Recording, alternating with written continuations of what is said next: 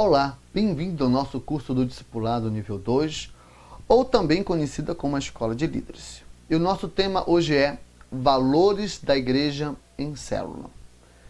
Então me acompanhe na sua apostila. Toda a nossa visão deve proceder de nossos valores e os nossos valores devem ser princípios claros da Palavra de Deus. Você, como um líder em treinamento, precisa compreender esses valores e deixar que eles tomem o corpo na sua vida. São eles que vão ajudá-lo quando estiver liderando uma célula e você for precisar tomar decisões. Toda a nossa prática de célula procede dos nossos valores. Então compreenda uma coisa: quem somos e aquilo que acreditamos e aquilo que fazemos, as atitudes que tomamos na nossa vida, vem de frutos dos nossos valores. Aquilo que acreditamos, aquilo que fazemos, diz muito a respeito dos valores que nós guardamos no nosso coração. E nós somos uma igreja em célula. E como igreja em célula que nós somos, devemos viver valores que são imprescindíveis, inegociáveis, para que o reino de Deus possa ser estabelecido aqui nesse lugar, aqui nessa região. E eu acredito que esses valores o ajudarão a tomar decisões importantes quando você estiver liderando a sua célula. Pastor, quais são esses valores? Primeiro, nosso alvo é sermos crentes vencedores. A palavra de Deus nos ensina que há uma diferença entre ser salvo e ser um vencedor. Somos salvos quando cremos em Jesus e confessamos como o Senhor é Salvador. Todo aquele que crê receberá a vida eterna, mas a salvação é apenas a porta. Depois que somos salvos, precisamos trilhar o caminho e sermos considerados servos fiéis. Para o servo fiel haverá recompensa da coroa e trono. A coroa e trono são um símbolo de uma posição que ocuparemos no reino. O vencedor é aquele que responde ao chamado para ser líder na casa de Deus e se dispõe a tomar a cruz e fazer discípulos. Mantém a vida afastada das paixões do mundo e busca uma constante intimidade com o Pai. Esse é o nosso primeiro valor. Nós queremos ser crentes vencedores.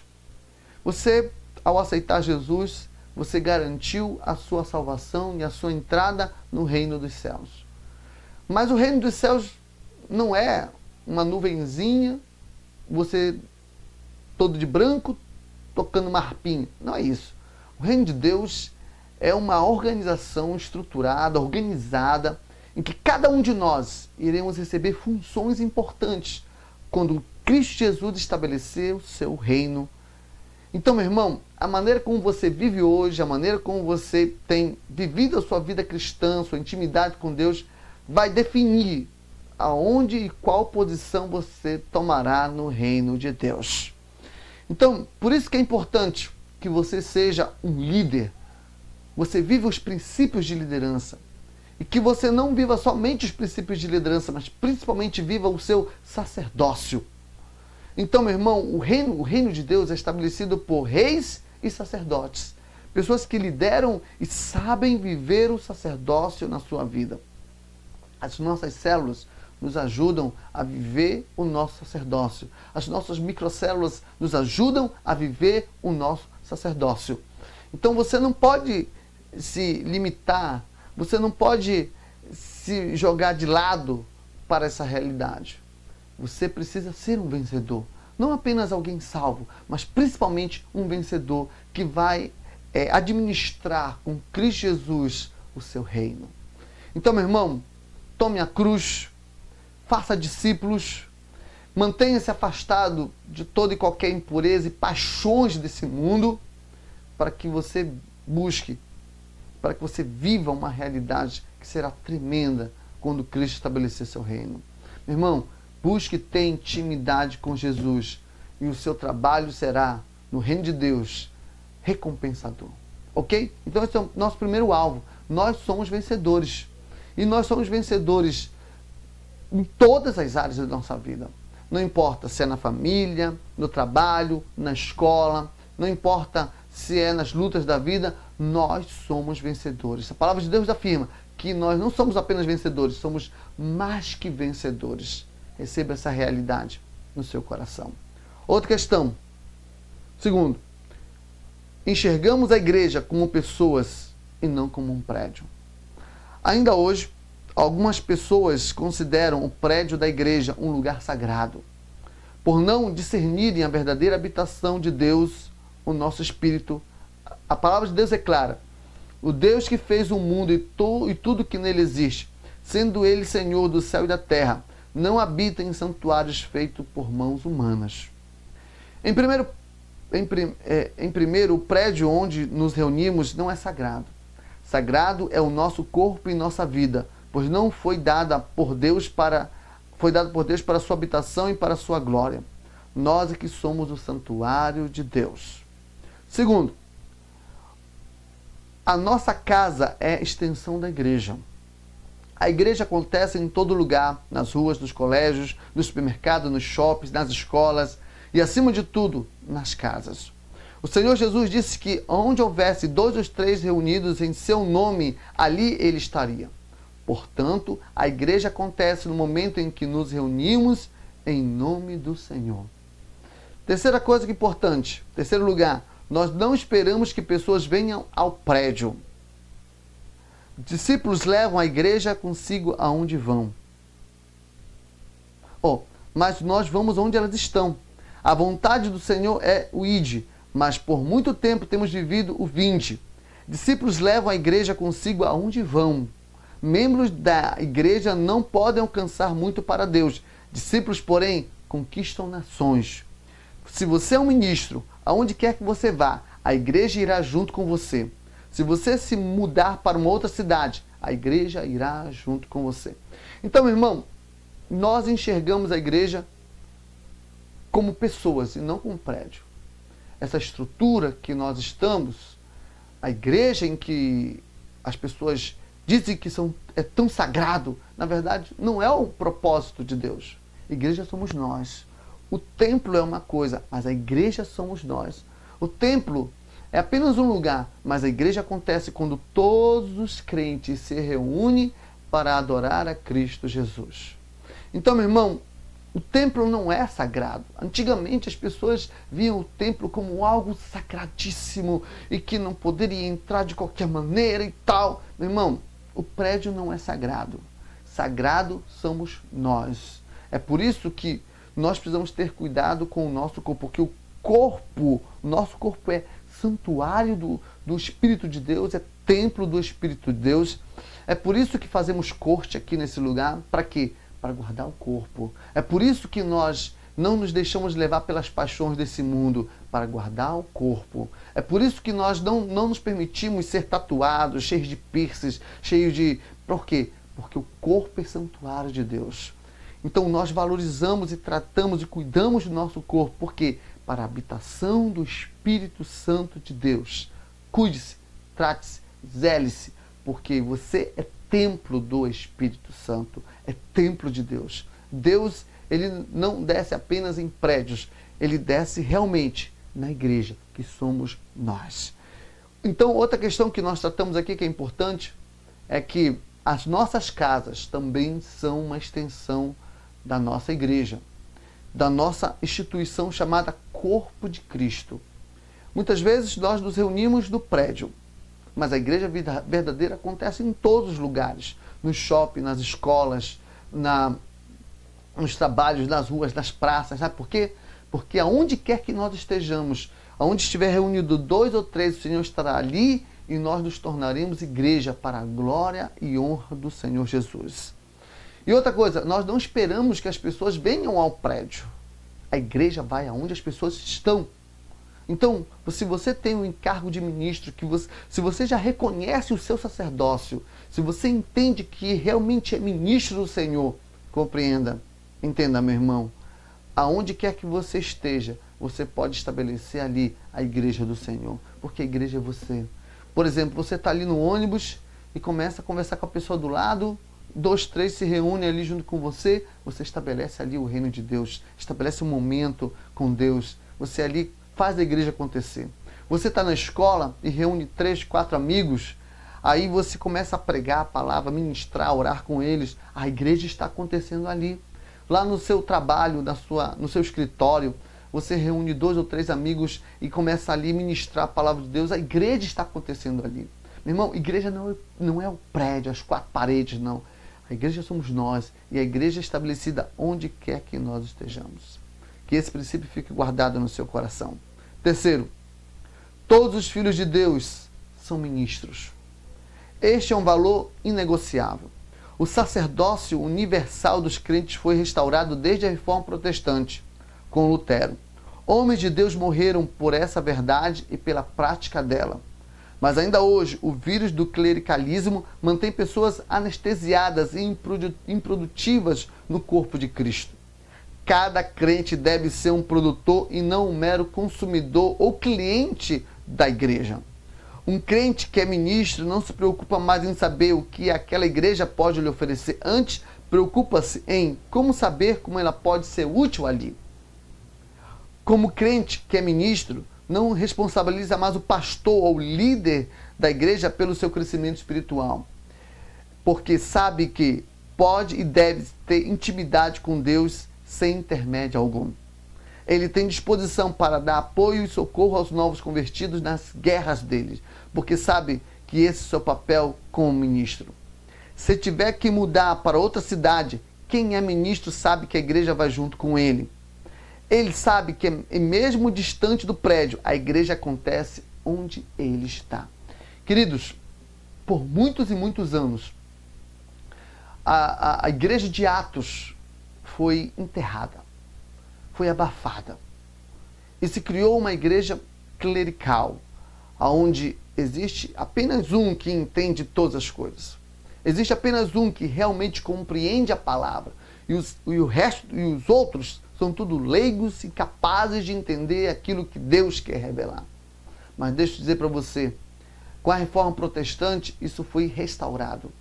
Porque pregar a palavra era um privilégio só de alguns, mas foi restaurado o sacerdócio universal dos crentes. Todos nós somos ministros. Eu não sou melhor do que você não é melhor do que eu. Eu sou pastor, você também pode pastorear e exercer seu ministério. Por quê? Porque, meu irmão, todos somos ministros do Senhor.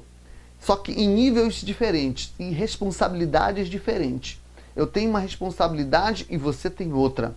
Mas todos somos ministros do Senhor e todos podemos ministrar a palavra de Deus aos corações dos homens. Isso é algo importante que você precisa compreender e precisa guardar na sua vida. Não aceite se sentar apenas no banco da igreja e esquentar o banco. Porque aquele que é ministro sabe da sua responsabilidade na oração, sabe da sua responsabilidade de levar adiante o ministério e o reino de Deus. Aquele que é ministro não espera do pastor, mas espera fazer algo pelo reino de Deus. Queridos, nós precisamos assimilar esse valor. Isso precisa estar na nossa maneira de pensar. Nós somos ministros e devemos exercer o nosso sacerdócio. Ok? Outra questão. Nosso alvo é fazer discípulos e não apenas convertidos. Nossa personalidade é formada pelos nossos relacionamentos com os nossos pais e irmãos. O mesmo acontece na vida espiritual. Nós crescemos quando nos relacionamos com os pais e irmãos espirituais. O discipulado nada mais é que uma relação de paternidade espiritual. Todos nós precisamos de um pai espiritual que possamos imitar, mas também de um irmão que possamos caminhar conosco. Todo crescimento só se completará quando eu tiver um filho espiritual, ou seja, um discípulo. Em nossa igreja, a célula é um lugar de formar discípulos. O grande desafio do líder de célula é transformar os membros da célula em discípulos. O nosso desafio como igreja não é apenas a salvação de almas, mas sim a formação de discípulos. O crescimento da igreja está associado diretamente com o crescimento das células. E o crescimento das células, por sua vez, depende da atitude do líder em formar discípulos. Queridos, não estamos aqui apenas para ganhar as almas, botar o número de almas em um relatório e deixá-las soltas na igreja. Não é essa a nossa visão. Nossa visão é paternal mesmo. Eu ganhei alguém, eu vou cuidar, vou ensinar, vou treiná-lo e vou enviá-la para o reino de Deus. Vou enviá-la para fazer a mesma coisa que fizeram comigo. Me ensinaram, me orientaram, me guiaram, não me deixaram perecer, não me deixaram me perder, cuidaram de mim, trataram de mim. Queridos, nós somos frutos dos relacionamentos que temos. A maneira como nos relacionamos com pessoas forma os nossos valores e definem que vida nós teremos muitas das vezes. Então compreenda que você não está apenas sendo desafiado a ganhar almas, mas principalmente fazer aquilo que Jesus mandou fazer. Fazei discípulos de todas as nações. Então, meu irmão, nós precisamos ser alguém a quem os outros possam imitar, se espelhar. Nós precisamos ser pessoas que os outros podem aprender conosco. Você está sendo desafiado a alcançar esse nível. Quem é o seu discípulo?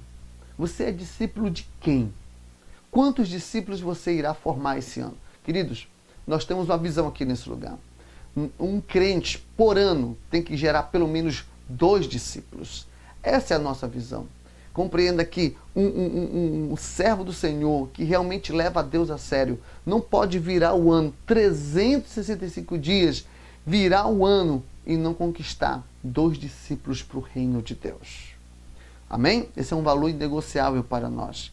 Quinto, cada linha de autoridade da igreja é uma posição de discipulado.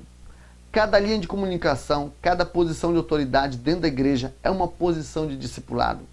Essa é a estrutura de nossa igreja e é também o valor a ser preservado. Não temos cargos, mas desempenhamos funções na casa de Deus. Então aquele que toca tem que ter discípulos que também toquem. As irmãs do diaconato precisam gerar discípulos do diaconato.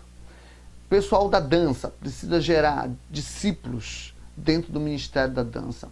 O pessoal do teatro precisa gerar discípulos dentro desse ministério. E assim por diante, em todas as áreas. Pastor tem que gerar discípulos, obreiros têm que gerar discípulos, evangelistas precisam gerar discípulos e assim por diante. Em todos os níveis de trabalhos da igreja, precisam ter discípulos. Ok? Outra questão é que nós cremos no crescimento e na multiplicação. Cremos na multiplicação de células. O mover de Deus é sinônimo de conversão, que por sua vez é sinônimo de multiplicação, o que significa que mais pessoas serão resgatadas do inferno. O nosso Deus é um Deus de multiplicação. Se fizermos uma análise detalhada, notaremos que em cada área da criação está o espírito de multiplicação. Uma semente cai na terra, morre e se multiplica. Você, como futuro líder, precisa encher seu coração de fé para liderar células que se multiplicarão. Irmão, o princípio de multiplicação precisa ser vivido por nós. Cremos no crescimento e na multiplicação. Então, meu irmão, você precisa se automultiplicar. Compreenda que você, como líder, precisa se multiplicar. Precisa haver multiplicação em todas as áreas da nossa vida. Na financeira, na espiritual, na sentimental. Multiplicações precisam acontecer em todos os níveis da nossa vida. Para a glória de Deus. Para que Deus seja honrado. Porque, meu irmão, Deus é um Deus que Ele semeia e acontece a multiplicação. Toda semente gera mais do que aquela semente que foi semeada. Então nós também devemos ser assim, devemos viver esse princípio. Se você não está sendo fecundo, se não está havendo multiplicação na sua célula, alguma coisa está acontecendo, alguma coisa está errada. Quando você assumir a sua célula, meu irmão, tem que haver multiplicação, porque nós cremos no crescimento e na multiplicação. Tá? Você está crescendo em Deus. E isso vai gerar multiplicação na sua vida. Que isso fique guardado no seu coração. Isso é um valor que nós preservamos. Outra questão. Fomos chamados para gerar filhos e não para fazer coisas. Dentro da visão celular, classificamos as igrejas como igrejas de programa e igrejas em célula.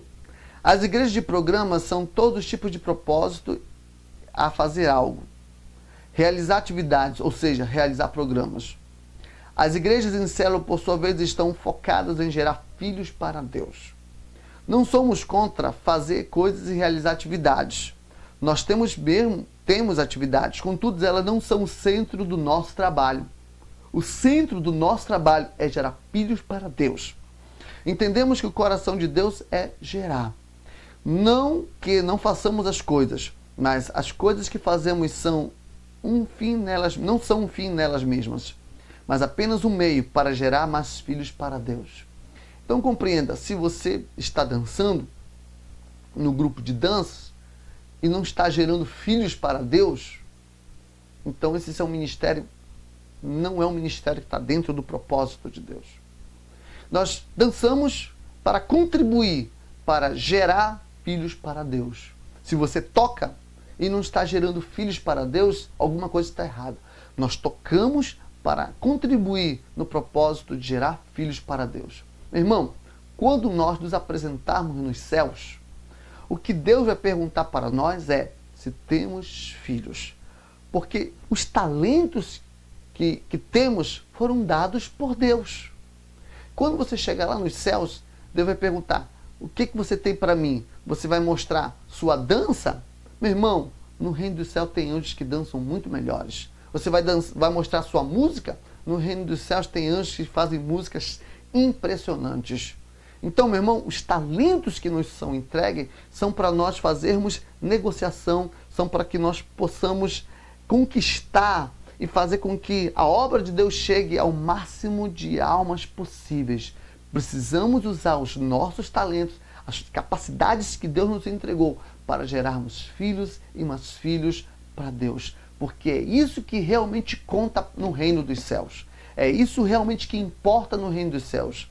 No reino dos céus, para Deus não é importante o quanto você canta, mas se você está cantando, está gerando filhos para Deus. Para Deus não importa o quanto você dança. O Deus quer saber se a sua dança está gerando filhos para Deus. Deus está focado em gerar. Deus está focado em que nós multipliquemos almas do reino de Deus. Ok?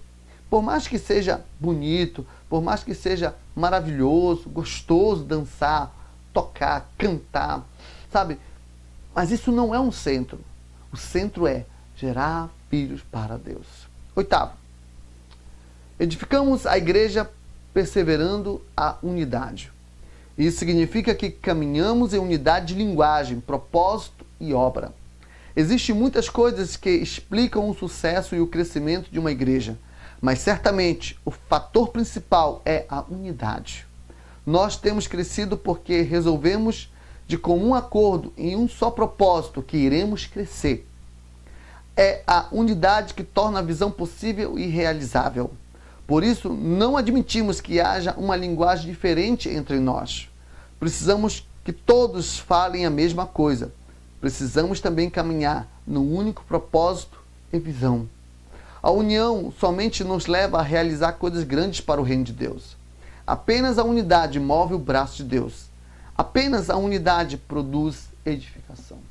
Sabe, quando eu trato desse assunto, eu me lembro da passagem bíblica a respeito da construção da Torre de Babel. Meu irmão, o nosso Deus desceu dos céus e quando viu a união, quando ele viu a unidade, o foco e uma só visão, o Senhor disse, não há nada que possa impedi-los, não há nada que eles não possam fazer. Então o que acontece? Foi preciso que Deus misturasse as línguas, criasse diversas línguas, para que a unidade deles fosse quebrada, para que o foco fosse abandonado.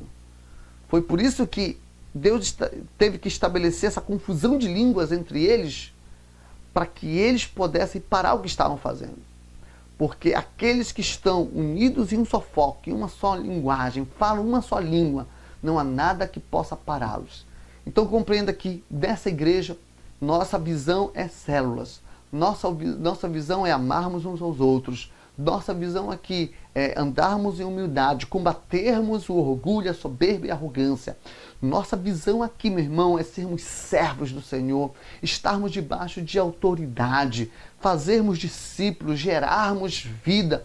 Esses são os propósitos, nós estamos unidos nesse propósito.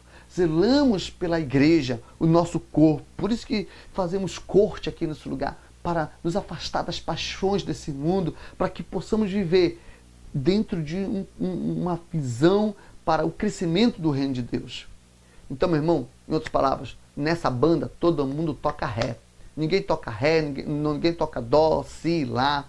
Meu irmão, todo mundo anda no mesmo trilho, todo mundo tem uma mesma visão, todo mundo tem o mesmo foco. Não me venha chegar aqui nesse lugar para cantar uma música diferente. Não venha nesse lugar para causar confusão, porque isso impede o crescimento do reino de Deus. A palavra de Deus diz que quando Miriam e Arão e Moisés e o povo estavam ali numa confusão, no meio do deserto, a nuvem parou. Eles deixaram de progredir, crescer, de avançar em busca da terra de Canaã. Então, meu irmão, onde há confusão, não há crescimento. Onde há confusão, não há mover de Deus. Por isso nós não aceitamos fofocas, disse-me-disse. Nós zelamos um pelo outro, sim. Cuidamos um do outro, sim. Mas com o propósito de manter a unidade para o crescimento do reino de Deus. Ok? Próximo. A obra não pode ser feita sem a unção do Espírito Santo. É impossível servir a Deus sem unção. Sem a unção, somos incapazes de fazer as suas obras e cumprir a sua vontade. A unção nada mais é que a transmissão do Espírito Santo sobre nossas vidas. Muitos são empolgados com as células e presumem que elas são o segredo do crescimento da igreja. Mas isso é um grande equívoco. As células são apenas o odre. A unção e o vinho novo é o mover na unção, significa que não deve tentar fazer as coisas para Deus do combustível humano, mas deve permitir que a unção mova você de forma sobrenatural fazer a vontade de Deus. Se estamos na unção, não há jugo, não há estresse, não há medo ou insegurança. É a unção que é alimento, que é combustível, que nos limpa e cumpre em nós a vontade de Deus. Não somos frutíferos porque sabemos técnicas de como liderar uma célula, mas porque possuímos a unção. Meu irmão, célula é uma técnica que Deus instituiu para a sua igreja, mas ela não é um fim em si mesma.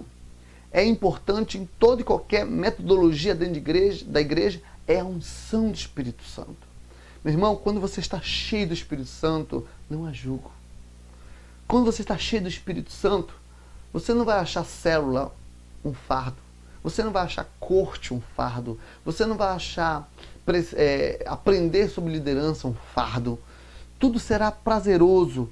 E o poder de Deus vai acontecer. O mover de Deus vai acontecer. Você vai ver as coisas de Deus acontecerem de maneira sobrenatural e poderosa sobre o seu trabalho, o seu ministério. Meu irmão, busque o poder de Deus, esteja em oração, esteja buscando o poder de Deus, esteja vivenciando cada dia mais a unção de Deus na sua vida. Entenda que é isso que faz a diferença, é isso que faz com que sua célula multiplique, é isso que faz com que a sua palavra toque os corações dos homens, é a unção do Espírito que faz com que milagres aconteçam para que haja multiplicação na sua célula. Não é apenas uma questão de técnica, não é uma questão apenas de estratégias, não, mas o poder e a unção do Espírito Santo. Ok? Próximo. 10º. A igreja é mais que uma organização, é um organismo.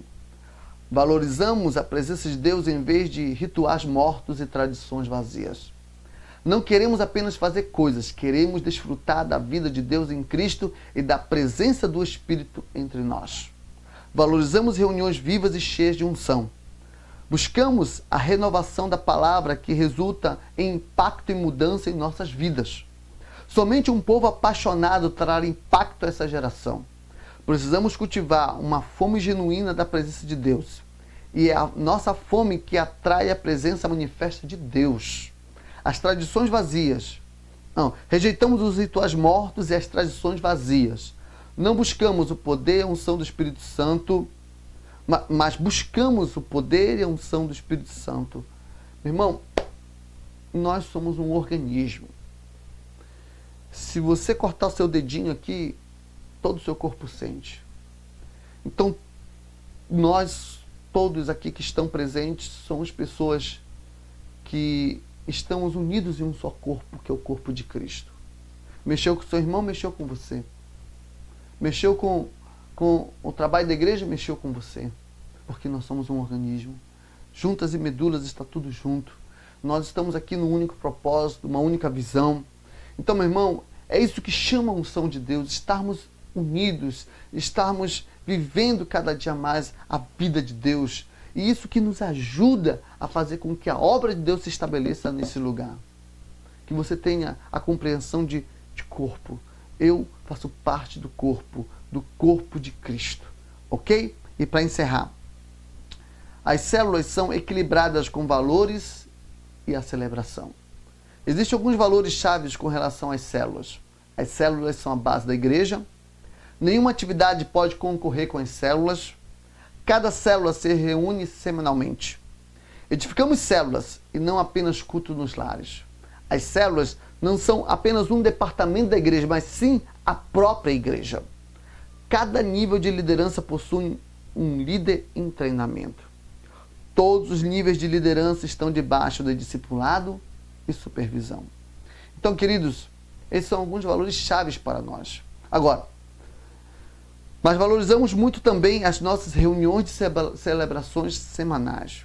Nas celebrações, podemos fazer um tipo de oração de concordância vital para a conquista da cidade e a guerra espiritual. Podemos dar um testemunho público mais forte e impactante.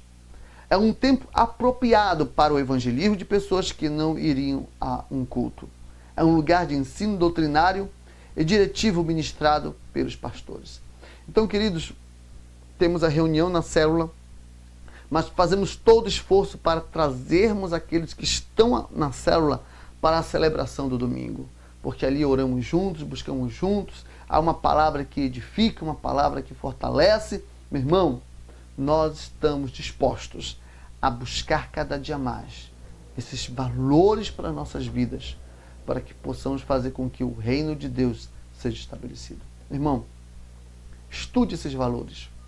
Faça com que esses valores sejam a sua maneira de pensar, para que você venha viver uma vida cristã vitoriosa. Que todas as aulas desse discipulado, que todas as aulas que você recebeu no seu coração, fiquem realmente guardados. Leia, releia sua apostila, estude. E, meu irmão, exerça o seu sacerdócio.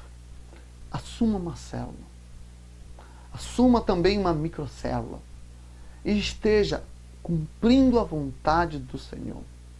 Você foi chamado para ser um vencedor. E um vencedor é aquele que vive os princípios de Deus. Que o Senhor te abençoe e que te guarde. Em nome de Jesus.